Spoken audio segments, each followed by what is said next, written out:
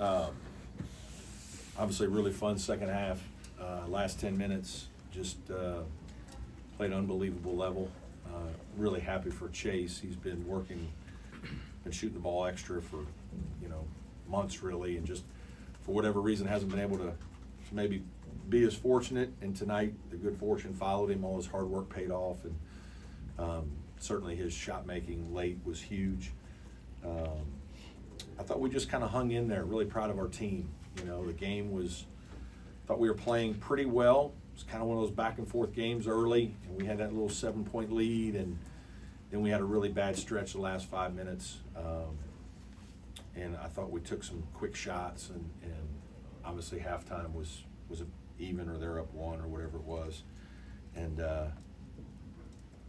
second half back and forth, and they had that 6-point lead, and we had a little gut check time. But thought we made a couple adjustments, helped our guys, and then they just made big plays down the stretch. And fortunate to get a win. I give a lot of credit to our crowd. I want to thank them for their juice and energy tonight. We needed it. That's the kind of help that you need. They called 2 timeouts because the crowd was roaring as we made a couple shots and trying to get it to settle back down. So again, thank our students and the fans that came to the game tonight. I think they made a big difference. How refreshing was it that it was other guys besides PJ, because they were really not going to let him do anything? Yeah, they were packing it in, making it hard. And we talked about that early in the first half, that we're going to have to see some other things, and other guys are going to have to be shot ready, and we kind of knew that might happen. So yeah, certainly there were shots available, and Chase was really rolling. Ian made a huge 3, I think, at the top of the key. I thought our post did a better job in the second half. I thought post got a little stagnant in the first half, and we got them moving a little better, and that helped us. So yeah, it was terrific. Coach, you guys have been playing much better D here of late compared to a month ago down at Coral Gables. What was the key to holding them to just 60 points tonight? Yeah, I don't know that it was anything. We worked on our defense. Our defense, I've said this, that I think our numbers are probably skewed a little from a couple of bad games. I don't think we're as bad defensively as maybe what we look like in Ken Palm. We're not as good as we want to be, or maybe have been some years in the past. I think our guys have been fighting and competing, and I think when our bench plays well, I think that helps us on the defensive end, because we got guys like Josh and RJ and Dylan, Chauncey, who, those guys bring a level of athleticism to our team, and that also keeps our starters a little bit, more fresh, and then that helps us late in games like tonight. How big is Jack's rebounding? Really big. Yeah, we didn't have Jack in the first game. And it just helps with matchups. It helps us when we need, when we need to play smaller, he can play some 4. We can play 3 guards to match them. And, it changes our team a little bit. We can play he and Wiggins together occasionally. Obviously, he can be the big 3 when he's playing with Ian or RJ. And so his 6 defensive rebounds I think he had. He had no turnovers. He had 3 assists. He had a great steal and layup. Made a 3. There's one shot I didn't like, but I thought he played a really good game. And he's an older guy, so he's been through some things, and he was significant tonight. One of the things you did really well in those 2 big road wins was avoiding turnovers. You had 7 in the first half tonight, but just 1 in the second half. Yeah, we've done a pretty good job most of the year. Obviously, Syracuse very poor, but sometimes we get going and we're trying to play a little faster than we need to, and it's everybody says throw it inside, and that's fine, but it's those passes aren't as easy as someone just making passes around a perimeter sometimes, and so there's going to be, for every one you get in there, or the couple that you get in there, you're going to have one that's not going to be an easy pass, and if you don't make the right read or put it exactly where it needs to go, it's going to get deflected, and so that takes a real skill to deal with that. We always have a couple of turnovers that way, but I feel like more times than not we get it down there or create something because of our post play. How much have you had to manage PJ and Ian's practice? A lot lately. probably the last 3 weeks. It's been a lot. They didn't practice. We were off Sunday. They didn't practice Monday. You're getting them in and out a little bit on Tuesday. And, it's funny, I thought at Syracuse a little bit, when you don't practice, and then all of a sudden, those dudes aren't exactly the quickest guys. And so now you're in a game with some high-level athletes, and the game is going quick. If you haven't practiced, you're not quite used to it sometimes. And, but that's kind of just where we are. They won't practice tomorrow. We'll do very little tomorrow. And they probably won't do very much on Friday, just so they can have their legs for what'll be a hard game against an athletic group at NC State on Saturday. Speaking of NC State, you obviously know Ben Middlebrooks well. Yeah. He's having a good season. Yeah. Just what are your thoughts? I don't know how much you've been able to see of them so far this season. I've seen them in spot time. There have been a couple games where we've watched. Like I watched some of their game for Miami. Ben's doing a nice job.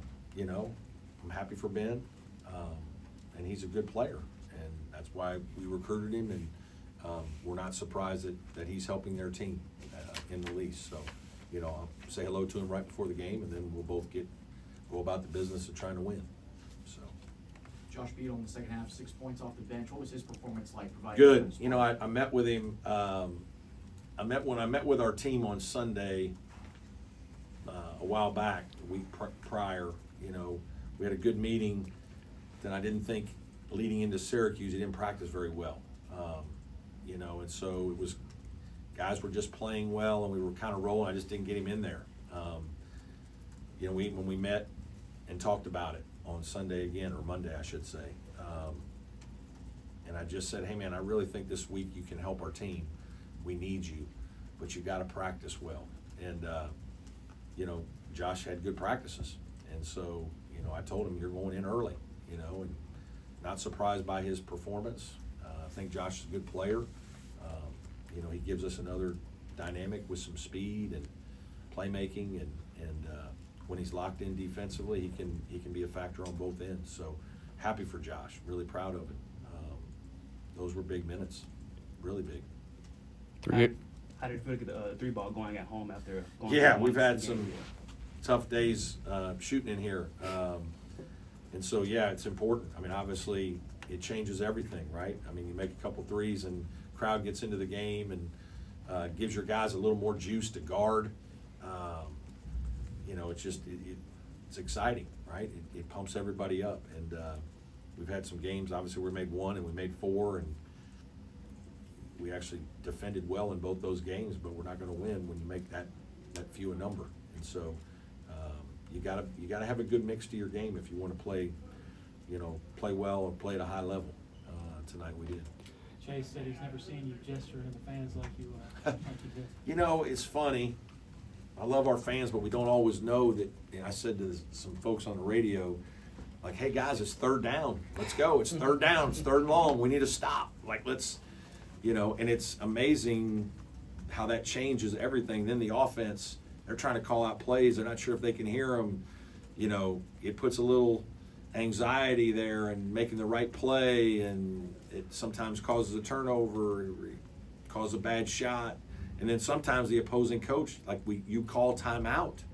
And so they called 2 timeouts because the crowd noise was loud. And then at the end of the game, they don't have any in the last 2 minutes because they've had to use it because your crowd is so loud that we're trying to I do the same thing. When the building gets loud, sometimes you just got to try to, as a coach, we're not playing against this. We're going to call timeout and see if they'll get revved back up again.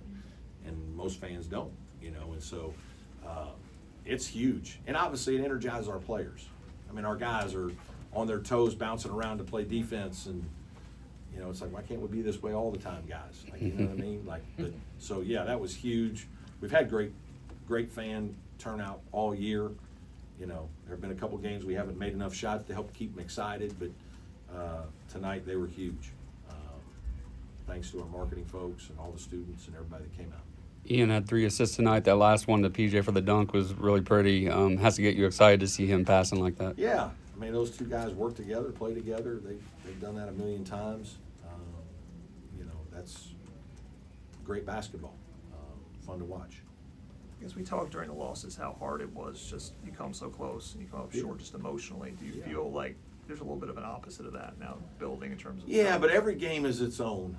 I think that's one thing, you don't get to bottle this up and take it with you Saturday. You start ground zero. And, all the shots that guys made, like they're going to be in ground zero. Now you hope that their psyche is good, right? That they come into the game with more positive vibes and spirit and all those kinds of things.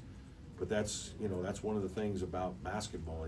It starts back again. We gotta get all geared back up, and we gotta recharge our battery and fill our tank and get ready to go again. So, but I do think, having won, I reminded our guys at halftime, guys, we've, last two games have come to the final 4 minutes tied. We've been on the road and we've been able to execute. Because it was almost like at halftime our team was a little, I don't want to say down, but it's like, oh man, we just lost that lead. And like you could tell, like the emotional energy level was low.